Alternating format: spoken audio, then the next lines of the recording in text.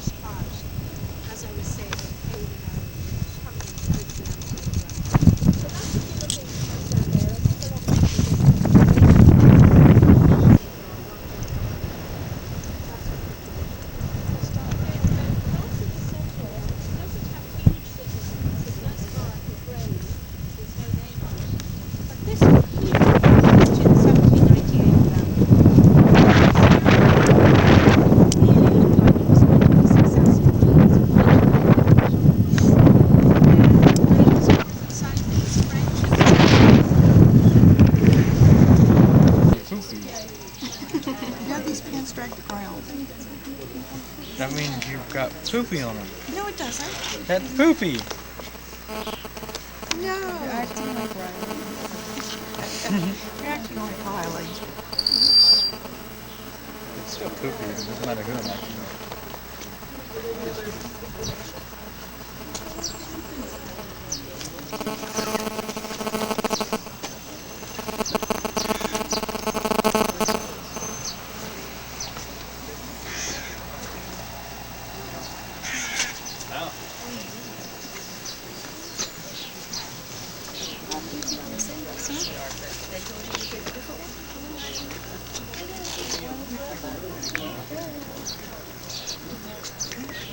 I never saw you guys.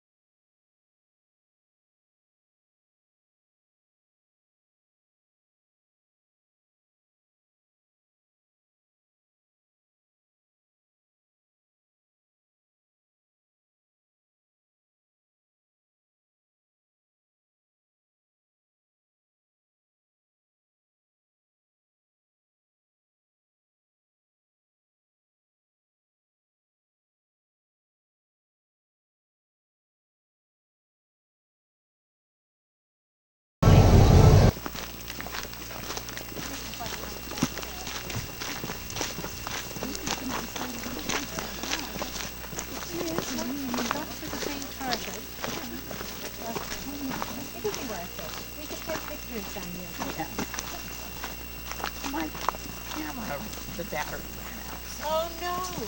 This thing is no binoculars. Yeah, you'll have to remember and paint it when you got home.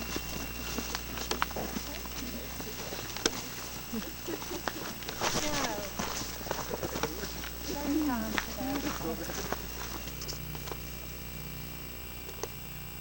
No, I think that's the one that's going up into Dublin Port. But these are coming straight over from Wales. 1.5 hours is the fast hovercraft one to Dunleary Harbour. The other one then it's 3 hours right up to Dublin Port, which is on the right. So you can get a feeling of how Dublin doesn't actually spread out that far. You're into those mountains very quickly. And it's the great thing about Dublin. You've the sea and then you have the mountains as well. So this is the Bailey Lighthouse. It was the last lighthouse to become automatic, 1992.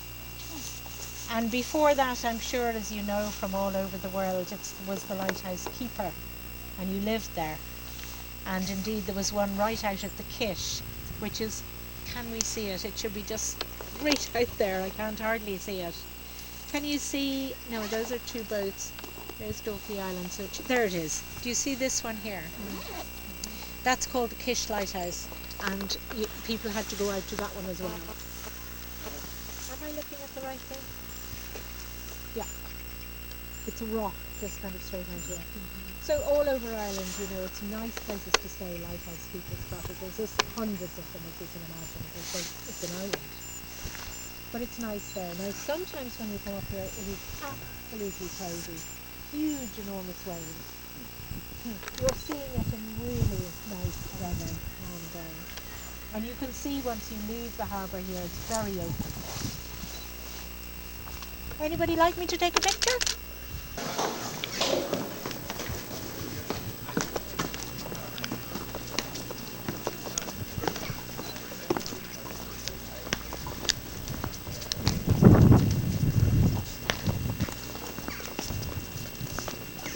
You're all very welcome along. So, where are you from?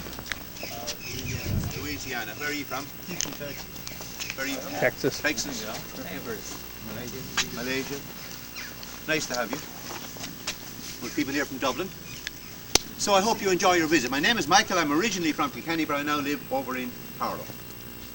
I hope you enjoy your visit. Now I'm going to start the story in the middle, about 3,500 years ago. That is the time that the farmer came up there one morning to look over the bush there at the 2 goats that he had in the field beside us.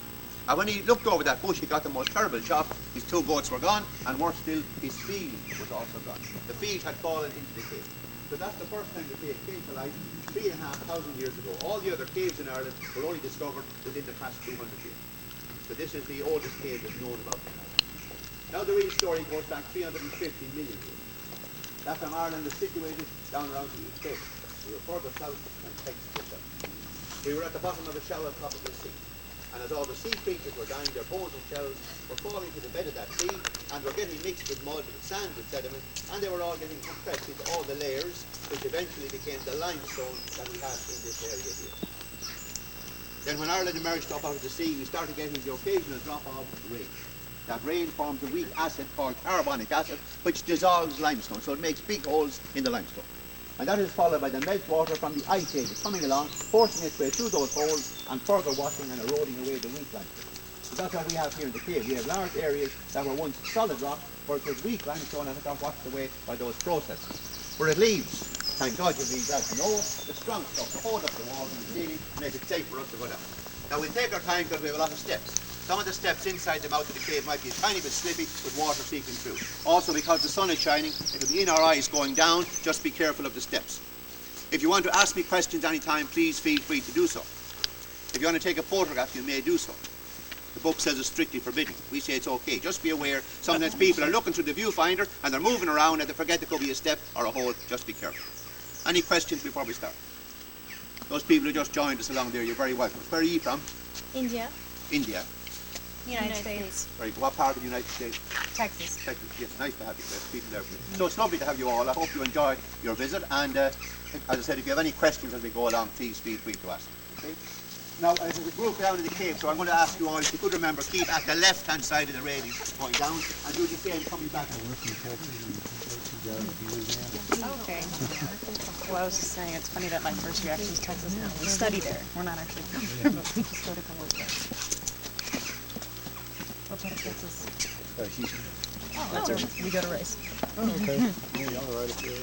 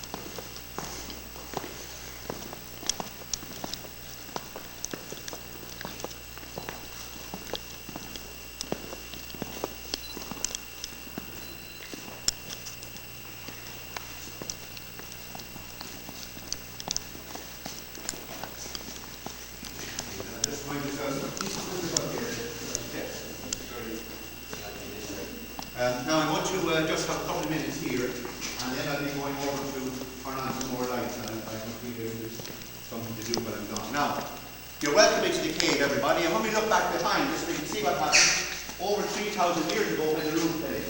And all the materials within that field up there, all the sand and gravel, the rocks and the clay and the bones of the two boats I mentioned fell in and formed this big long slope you see all the way to the lower level down there, which is 50 metres below the surface.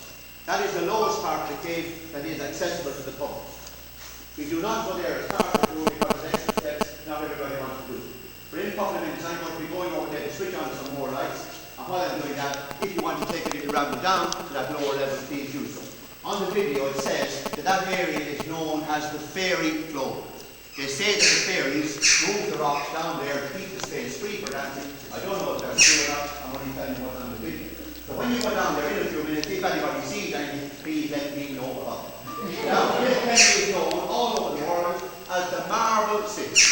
They call it the Marble City because of the lovely black marble. But there is very bad news.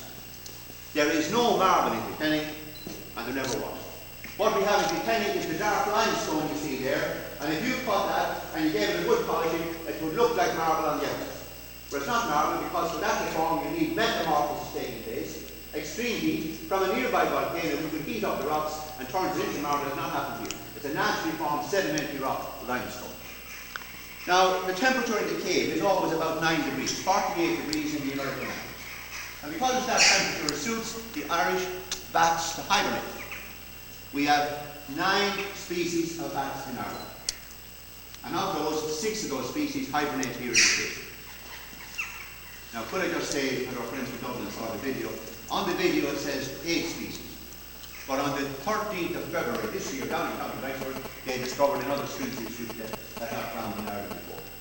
And also it says on the video that 5 of those species hibernate in the cave. But last October, 12 months, we had some people here from RTE Television and from the Bat Conservation Council. They spent 2 nights in the cave with special equipment, cameras and listening devices, and they discovered another species that's hibernating here. Now what happens with the bats is this. At the end of September, mating takes place. And then in October they all come in and they fall asleep. And they sleep then for about 5 months. They start getting active again about the end of March. And you might or might not see 1 or 2 flying in the distance as they go from one part of the cave to the other. You will not see them hanging anywhere, just maybe 1 or 2 in the distance. Now that noise there is just some crows that are building their nest.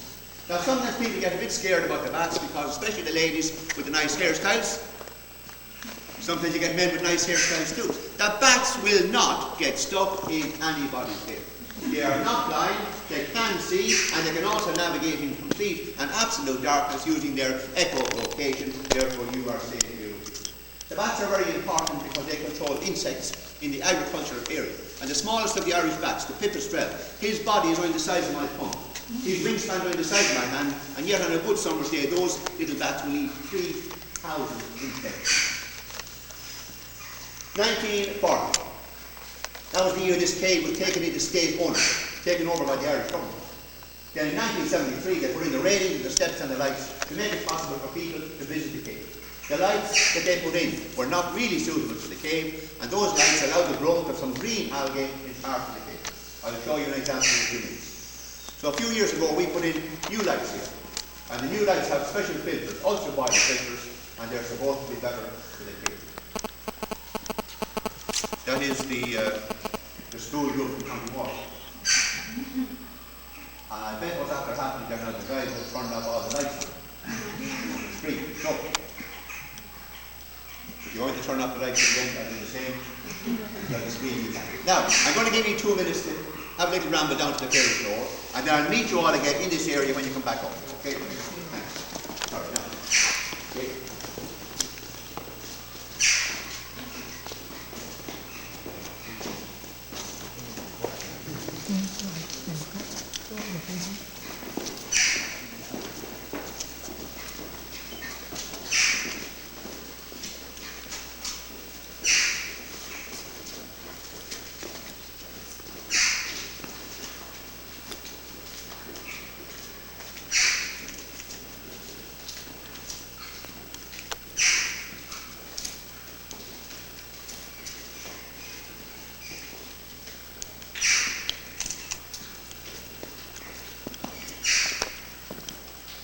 Now make sure you keep a little bit of your movie for 1 minute at the end of the tour, and if everybody is well behaved, there might be something worth videoing for the last 1 minute of the tour.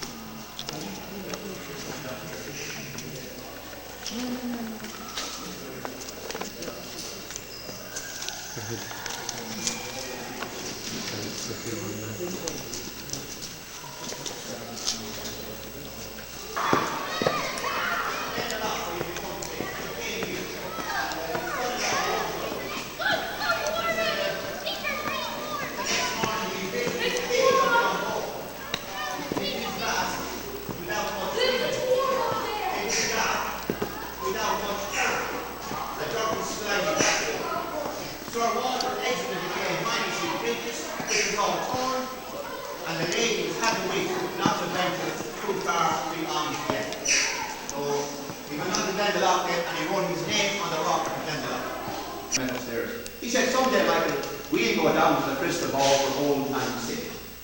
Well, before we got a chance to do that, there was somebody down here from our head office in Dublin. And he put in a new regulation, and the new regulation says nobody can go outside that radius there for any reason whatsoever. So now if you're going to ask me, did I manage to get down to the crystal ball in the past few years, I would have to say no, or I could be in big trouble. But when you go back upstairs, if you want to have a look at some photographs that were taken down there a couple of years ago, with the lovely blue water, etc., whoever is on the desk will be quite happy to show you those photographs. I sincerely hope you do not see my face in any way. Now let's have a look at the ceiling. The rainwater forms a weak acid called carbonic acid, and that dissolves the white calcite in the limestone.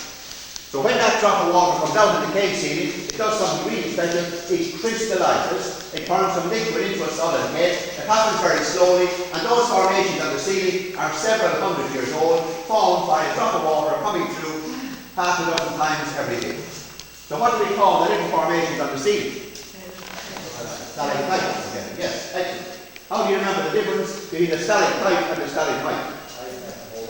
Excellent. Thank you, I'm delighted with that, because I was afraid in my life that this man from Dublin here was going to bring up the one, as the Dublin people always do, about the lady tight hanging down. Holding on really tight is excellent. And in Gary's language, the stalagmite is a prelude or limestone candle, which is descriptive in its own right. So here's one that's holding on really tight, which we call the buffalo. He's still growing, we know that because of the white colour and the shiny crystals. The water drops down and gives us the stalagmite going up from below, and because the two are still growing, they will eventually meet up. And they will form a pillar or a column in about another 10,000 years' time or thereabouts. Now, on the old maps of the cave, there is an area up there at the back on the right-hand side, which is called the well. Now, when I came here in the late 50s, I never saw a well there, and in living memory, nobody has seen water there. But recently, I was doing some research on George Berkeley. George Berkeley was a Kennyman who gives his name to the town of Berkeley in California. And he visited the cave in 1699, in the month of July. Now I was aware of that, but I never saw what he had actually written until very recently, about a month ago. And he gave a lovely description of a whole lot of things in the cave, including this area here. He said we saw this formation And in the flickering light of our candles, it appeared that this thing was almost had a light of its own with the flickering light and the lovely shine. And further up, about 20 yards over on the right hand side, we came across a pool of water. The surface of that water was so still and clear that it appears to us at first glance to be nearly about an inch deep. But when we studied it, we were surprised to find the water was over our knees. And then when we looked into it, we were surprised to see that we were standing on an innumerable number of human bones, including a few human skulls. And at the side of the pool, there was a human skull which had been fashioned into the shape of a drinking vessel, and left there perhaps for the thirsty or the inquisitive to partake of the subterranean liquid. So it was amazing when he described it in such detail. He also spoke about the many stalactites, and he said they were all about the thick.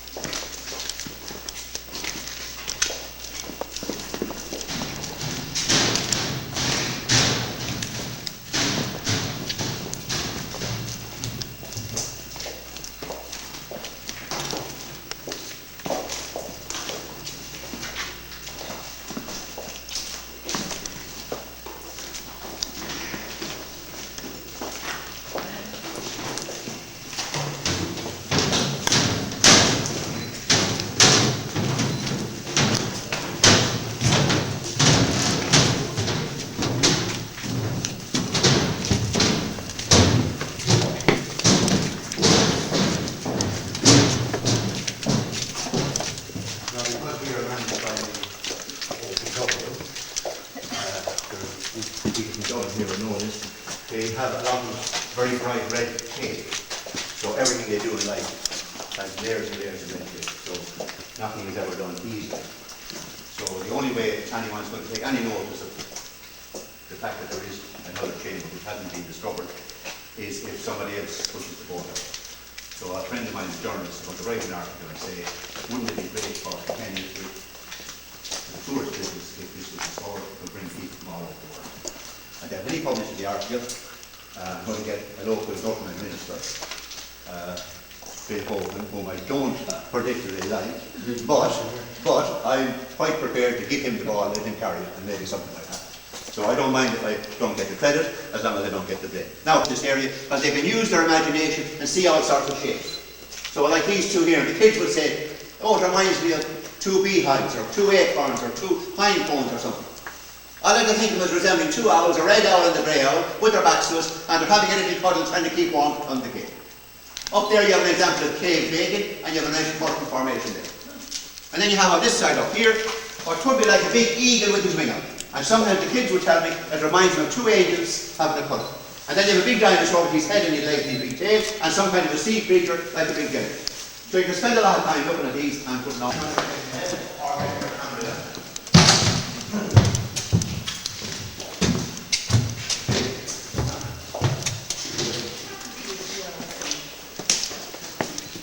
Obviously something must have happened further down in the rock to release the water. It would have been a specific of some time to know. Now, down in the Crystal Hall, which I mentioned to you, there is a lake or a pond, a lake that goes down there. Now, the depth of that water varies in accordance with the level of the water table outside. So that could be about 4 meters deep in the summer, or it could go to about 10 meters deep in the winter.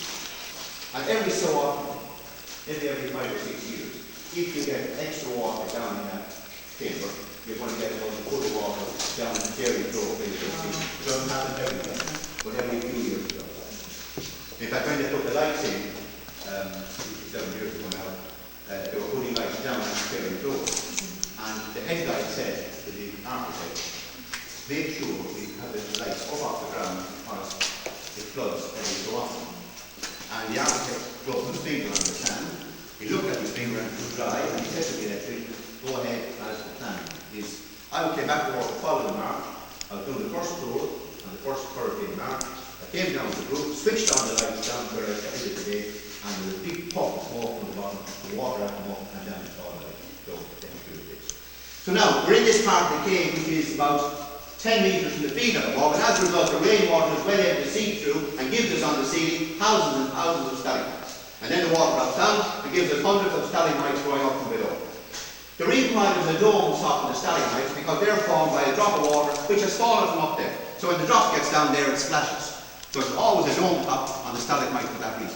Now just turn very well for a second and look behind you, and you'll see in there the largest stalagmite in Ireland, Mark Cross. Now that formation started like one of the small ones I just showed you, and has grown to that large size with nothing else forming.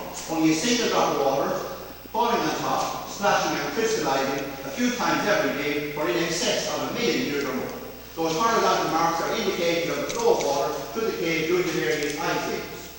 Sometimes young people will tell me it reminds them of the fingers of somebody left hand holding something like a glass of Budweiser without a cross going forward. And over there at the right hand side you have an example of a pillar or a column where the stalactite and the stalagmite have met up. Now, that's as much as I'll be saying about the rocks of the formation. If any of you have any particular interest in that and you want to ask me questions later, please feel free to do so. But now, for just about 4 or 5 minutes, I'm just going to say a little bit about some of the history connected with the cave. The cave has been written about many times because it has been known about for 3,500 years. One of the earliest entries is in the Irish Triads in the 9th century, 1,200 years ago.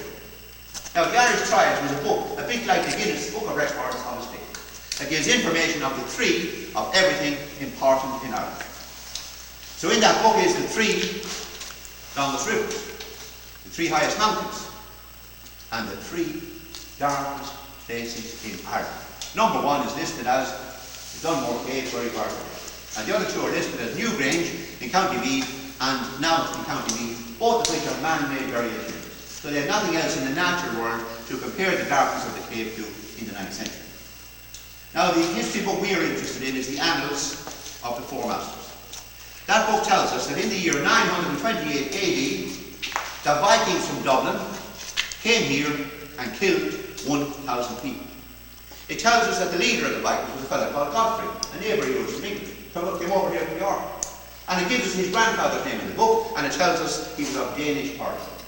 So you have a lot of extra detail in that entry. So when we were searching in the cave in 1973, when we were putting in the lights, etc., we did some archaeological excavation. And we found, down behind where we're standing there, we found 11 silver coins and coin fragments, some human bones and some jewellery. All those coins were made in the few years leading up to 928 AD, the date that's given in the book. 3 of the coins were made in York in England in 926, 2 years before the attack. And we know from another book that this fellow Godfrey that was mentioned, this leader, he was causing an awful lot of trouble in York at that time. And by 927 we are told they had enough of them. So they put an asthma on them, expelled them, sent them to Dublin, and then the following year, 928, he turns up down here. Now we also found under our feet, when we dug to bring the platform that you guys are standing on today, we discovered in there a large room, a large chamber. It runs from there to the back wall there. And the entrance to that chamber only came to light when we were able to look from inside and see that the passageway went along and came out at the back over there. And over there at the back, where I'm shining the light, we found some silver fragments of the same age as the coins that were found in the central area. But in this big chamber under our feet, we found the bones, the skeletons of 44 women and children, including 2 tiny little babes. Now what exactly happened we don't know. There's no evidence anybody ever lived in the cave, but with the information we have, we can conclude possibilities what might have happened.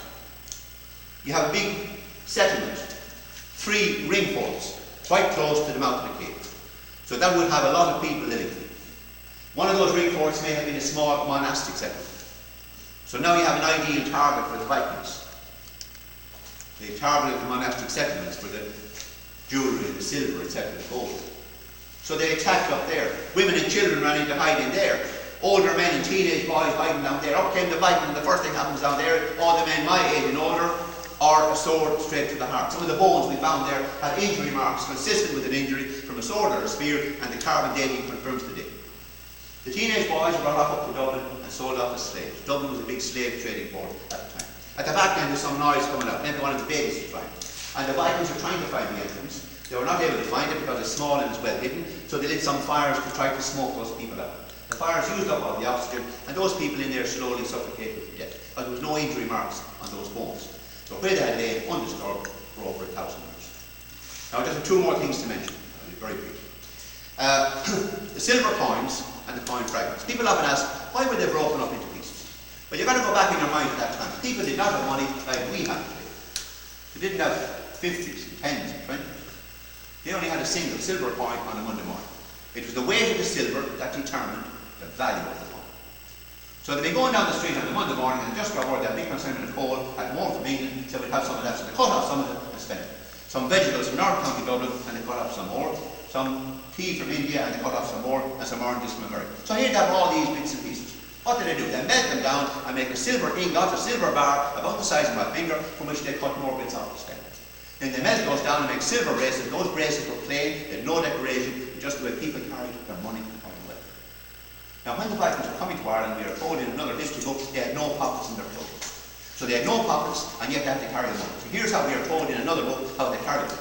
They would dip their coins in beeswax, which is like really sticky honey, and then they would stick those coins and fragments to their bodily hairs. So they might stick it like under their arm, back of the neck, behind their beard, or anything else. So when the round developed down there, they lost a lot of the coins, and when one of them reached in there to find the entrance there, he might have lost a bit from under his arm, or maybe under the other one if he was left-handed. That was the end of the story. But in 1999, 14 years ago, one of the guys found all this other stuff. That has raised questions that we do not have the answer. For instance, those coins were dated in a range of years up to 50 years after the Viking attack. Many of those coins were of Armenian origin, from the far side of the Mediterranean Sea. The jewellery was made from very fine, high-quality North African silver wire. The piece of silk cloth contained a rare purple dye, or a purple colour called the Murex purple, also known in the history books as the imperial purple. But that dye is obtained only from the Murex snail, and that snail is only found in one place in the world, North Africa, on the Mediterranean coast. It took 12,000 of those snails to make enough colour for one garment. As a result, the imperial purple, or the Murex purple dye, was more valuable than gold itself. It was only used by the wealthiest of the people, by the emperors, by the kings, and by the Pope of Rome himself. So there's the question. How did that stuff get here 50 years after the Viking attack? We don't know. We can only assume that the Vikings were still raiding somewhere on the continent, that they met these wealthy people from North Africa and stole their goods and hid them down there with the intention of coming back. And then they may have wandered into Kilkenny, fell into very bad company one Saturday night and failed to come back, or they may have been making an offering to the dead people as the Vikings sometimes did. The jury is out now. Now folks, I'm almost at the end of the tour, and thank you all for your company, your participation, and I hope that you all enjoy the rest of your day. But before I finish, I'm going to finish up with something, just a tiny, tiny little tip. I'm going to play a short, little piece of music on my tin whistle. Now, sometimes I could be tempted, and I've done it. Sometimes I could be tempted to play a verse of that great Kilkenny song, The Rose of Moon Point. But now, because we have people here from Dublin who are now doing really well in the hurling, and I don't want to cause any offence to anyone. So instead of playing that, I'm going to play something impartial. I will play one verse of Uncooling. Uncooling is a great Irish love song. It's all about this man in Ireland 200 years ago who had the most beautiful, fair-haired love. He was really crazy about her. But one night, in the middle of the night, she got out of the bed on him and she went off on him, and he never ever saw her again. He afterwards died of a broken heart. But before he died, he wrote this lovely melody as a lament for his long-lost, fair-haired love. So for all our friends who came along to visit us today without the verse of that.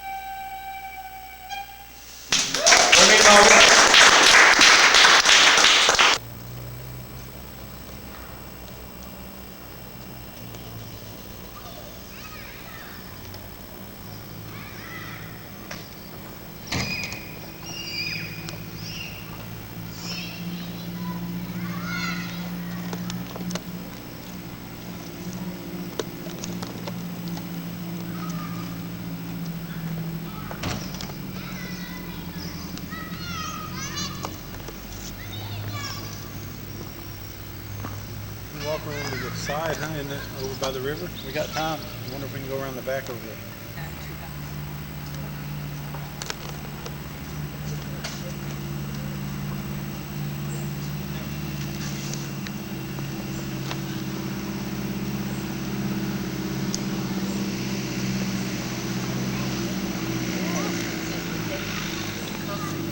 Yeah.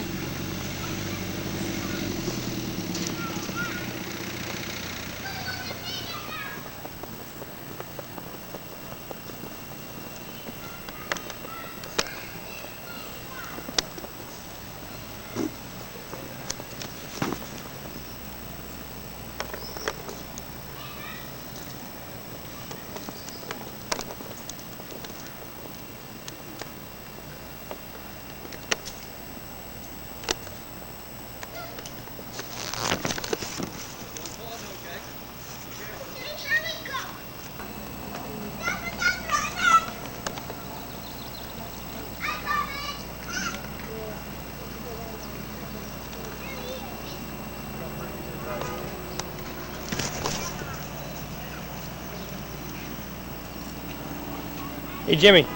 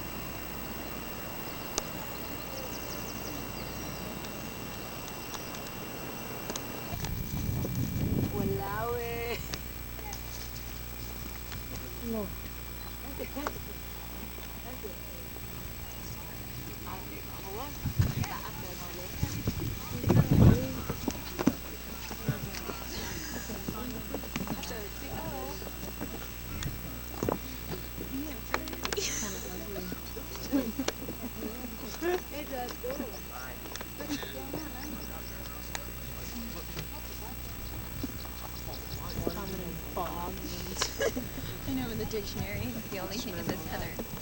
A shrub. That's it.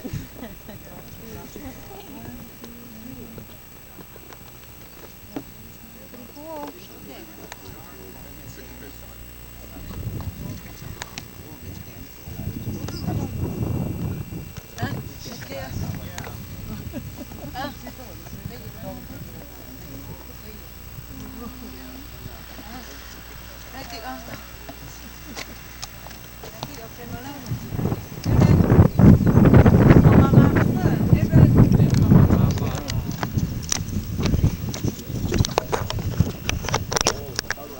started that date back to the year 800.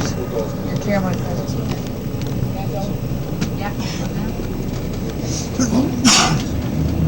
And this little monastery was founded, as I was saying, back in the 6th century, right in the heart of the glacial valley. Stories go that St. Kevin, in Irish his name is Cuivine, which means gentle one or fair, round the loch, which means glen of two lakes. And he was to settle there, and he was to found his monastery. And the people would come. That's exactly what happened. The word got out about Kevin, and people began to flock here. Now, Glendalough was one of those monasteries that was to grow in size and importance. Went up there into the mountains. He wanted to dedicate his life to God, but he wanted to live as a hermit, which was very typical of the time, kind of Coptic Christians.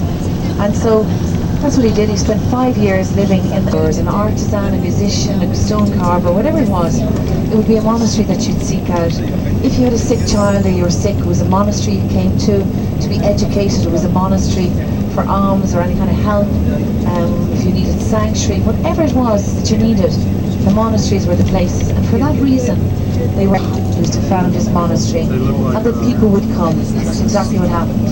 The word got out about Kevin, and people began to flock here. Now, Glendalough was one of those monasteries that was to grow in size and importance. So we don't have towns that are nicely planned out or anything. They're absolutely not. They come from the beginnings of the monasteries in this country.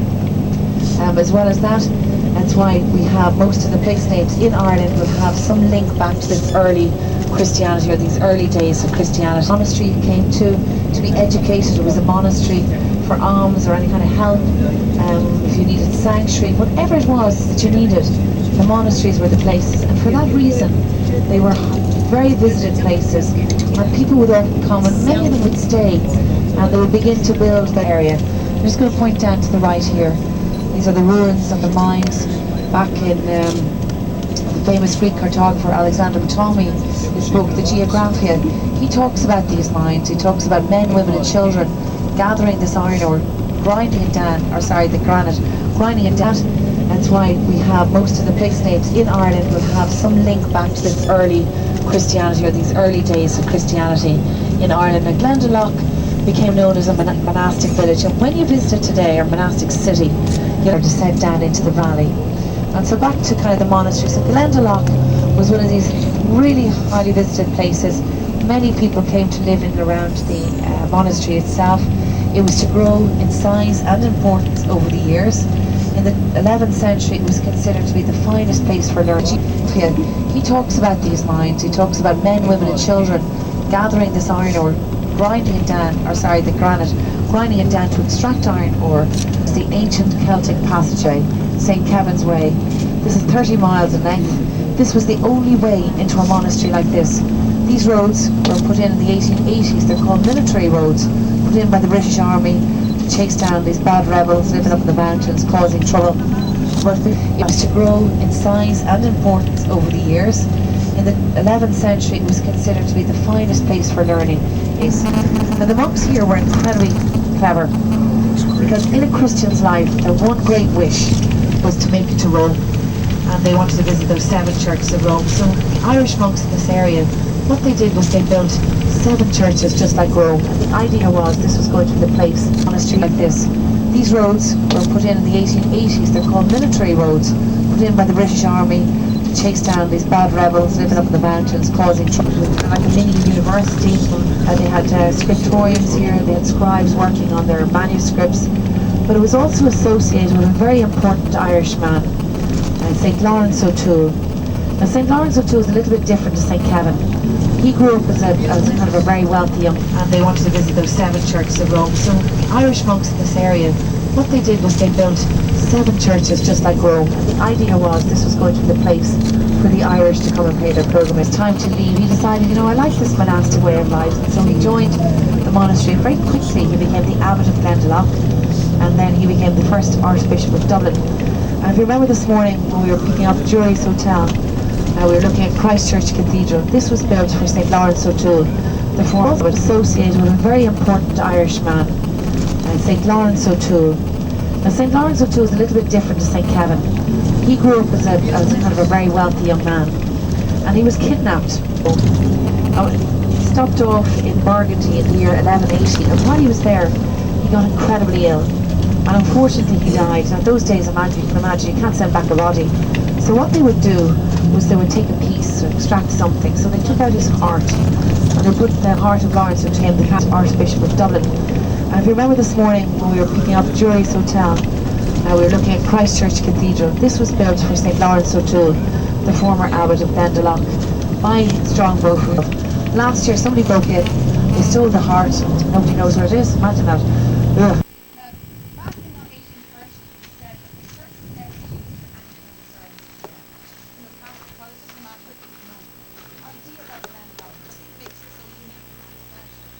He died. Now those days, imagine, you can imagine, you can't send back a body. So what they would do was they would take a piece or extract something. So they took out his heart, and they put the heart of Lawrence O'Toole in a casket. They sent it back to Dublin and sent it to him.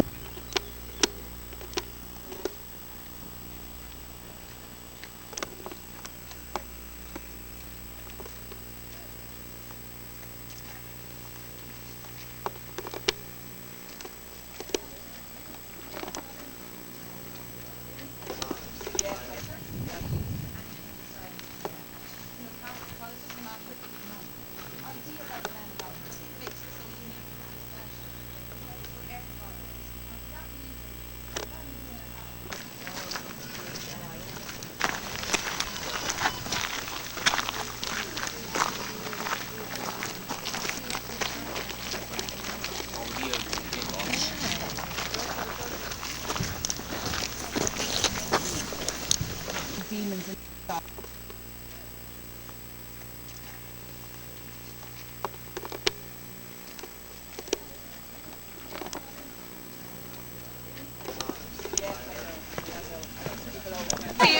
You're fine, sit down. Seriously, please don't. But it's known as the Deer Stone. The story is that a man came to Glendalough distraught with a few babies. His wife apparently dying in childbirth. St. Kevin was one of these men who animals love, and so he needed milk for the babies. So he